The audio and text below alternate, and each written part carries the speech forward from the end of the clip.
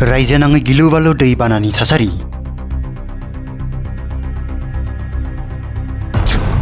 थाद'नाय गैयै जुब जुब अखा हानायनि जाउनाव गोबां जायगायाव धोन सम्पतिफोरा सिलिंखार जालांदों।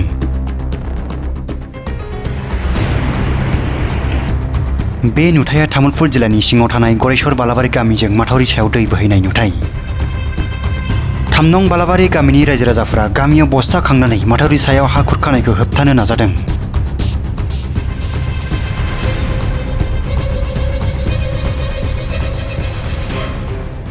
खुलुमबाय बड'सा नायगिरि नोंथांमोननिसिम।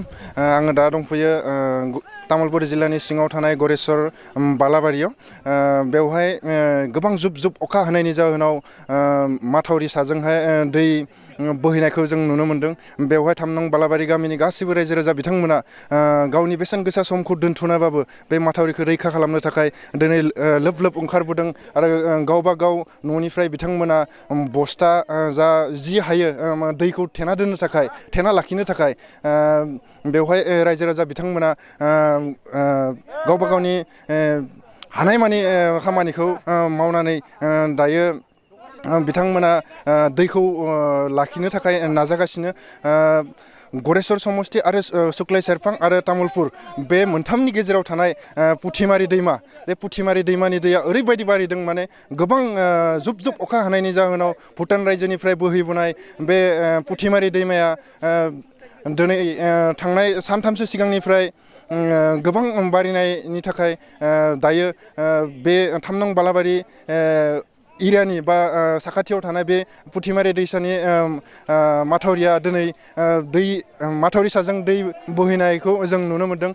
बिथां गामिनि 3 नं बालाबारि गामिनि गासैबो रायजो राजा बिथांमोना दायो बे खामानिखौ गोबां माने नाजानायनि गेजेरजों दायो दैखौ एसे लाबथानो हादों होननानै गामिनि बिथांमोना एसे फोरमायदों। बे समाव 3 नं बालाबारि गामिनि रायजोनि बिबानगिरि बिथांजों आं दान्दिसे सावरायनो सानदों। बिथाङा मा बुङो? थांनाय बोसोराव 3 नम्बर बालाबारि एरियानि बे खाथियाव माने एनडि डिपार्टमेन्टआ माथावरि खोदोंमोन। बेयाव खोनानो मोन्दोंमोन जों बे समाव माने 3 फुट गोजौ होननानै, खिन्थु थिकादारा हरेस्वर बर' बिथाङा गावसोरबो नायनो फैयाखै आरो जेबो माने डिपार्टमेन्टआबो कमप्लेन होयैलाय गाहाय खोना थांनानै 1 फुटानो जायाखै खोमा। दा दिनै एकदम माने जोंनि नैबे बालाबारि एरियाथिं बायां बायां अबस्था। दिनै रायजोफ्रा फैनानै माने बस्ताजों हा खोनो सेस्था खालामबाय थादो, माने एकदम सायाव बोहैथारनोसै। दा जुदि बायसान्स जुदि साथिं बोहैयोबा बायोब्ला थिकादारफोरनि एसे माने माबा जागोन होननानै जों सानो आरो। माने थिकादारफोरनिनो गाफिलिटि माबा मोनसे दङ आरो बेयाव। बिथांमोना माने मोजां खोदिया गोजौ खोदिया माने हिसाब मथे खोदिया। खोनानायावथ' जों एकदम 3 फुट गोजौ खोनांगोन होननानै बुंनाय खोनादोंमोन, खिन्थु दिनै गाहाय खोनागालांनानै दिनै जोंनि बालाबारि एरियानि समस्याखौ माने बारा माने समस्या खालामनायनि मोनसे लामायाव नुदों आरो। माने बे माथावरि बायोबा दिनै माने बे बरफथार 1 नम्बर माने बरफथारनिफ्राय लानानै बालाबारि 3 नम्बर 1 नम्बर 2 नम्बर ओमफ्राय बरकुसला हालंबारि बागदबा थांगाबारि एकदम बे साइडआ गासै माने खहा जायो आरो। बेयाव हाजारसे मानसि माने रायजोफ्रा माने बेयावनो आबाद मावनानै जानाय जेसेबां आबाद थिलि माने बे गासिबो सेस जाहागोन आरो। बे मोनसे समाव 1984आव नामा मोनसे बिराद गिदिर मोनसे दैबाना जादोंमोन। बे समनिफ्रायनो गोबां बोसोर माने जोंनि बे एरियानि मानसिफोरा हाजासे माने गोरिब जाना थादोंमोन आबाद मावनो हायैनि थाखाय। दिनै आरो बे अबस्थाया जुदि जाफिननांगौबा आरो माने गोरिब जासिनगोन होननानै आं माने आसा खालामो आरो। बे खोनायाव माने सोरबाफोर पार्टिनिफ्राय फैदोंना गाव गामिनिफ्राय फैदों? दा बर्थमान पार्टि मानसि फैनो हानाय माबायानो गैया, मानो होनबा लामाफोरा दैया गोबां जाजोबदों। दा रावबो माने पार्टिनि माबा गैया। जों रायजोनि 3 नम्बर बालाबारिनि आन्था फैनानै जों माने बस्ताजों एसे थेनायनि बेब'स्थाखौ लानाय जादों आरो। बेसेबांसो आगबारिदो दा खामानिया बेयाव? दा बर्थमान जाबाय 150-200 बस्तासो जाब्बाय। माने गामिनि सेंग्राफोरा फैदों, रायजो राजाया फैदों आरो हाजासे जों खोबावगोन सानदों। ओमफ्राय बस्ताबो फैदों होनना खोनादों। माने पार्टिनि थ्रुजों फैदों नामा जों दा मिन्थिथ'वाखै। माने बस्ता लाबोदों होननाय खोनादों आरो। गोजौआ 3 फुट होनना खोनादोंमोन, जोंबो रायज्लायदोंमोन जों गामिनि।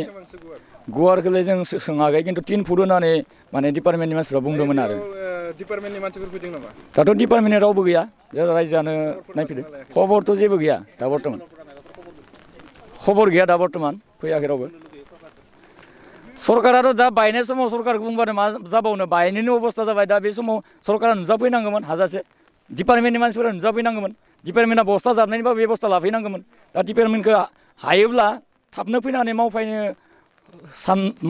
होननानै आं आसा खालामो आरो मानो होनबा बायनायनि सिगां एसे खबर लानानै माने बस्था सस्था जाबनानै लाखिना दोनोब्ला जोंनि बेखिनि हाजारसे गामिफोरा माने बाय रैखा मोनो आरो गरेस्वर समस्तिनि एमसिएलए बिथांखौ मा खावलायो नोंथाङा जोंनि गरेस्वर समस्तिनि एमसिएलए साराथ' दा जोंनि पार्टिनिफ्राय खबर हरोब्ला बिथाङा फैनोबो हागौ नायनो फैनोबो हागौ जों दा रावबो खबर हरनाय जागोन ना जायाखैबा आंबो मिथिया दा बर्थमान बे खामानिखौ गोख्रों जुदि मावाब्ला गोबां खहा जागोन नोंथाङा बिनि सायाव मा बुंबावगोन गोख्रों दा बहा मावबावनो मावनानै थांखांबाय बे बिल जाजोबलांबाय दा बेखौथ' गोख्रों मावनो होनबा सोर मावबावगोन दा डिपार्टमेन्टआ बेखौ देग्लाय बोसोरावथ' हायाबो जानो हागौ मावाबो जानो हागौ सरकारा माबा मोनसे राहा लानांगोन नामा नोंथां बेखौ दा रायजो राजाखौ नांगौबा रायजो राजाया जोंनो मोनसे सरकार जायो हिसाबै सरकार आरो डिपार्टमेन्टआ नांनानै माने फैगोनावबाबो माने मोजां गोजौ होनांगोन होननानै आं आसा खालामो आरो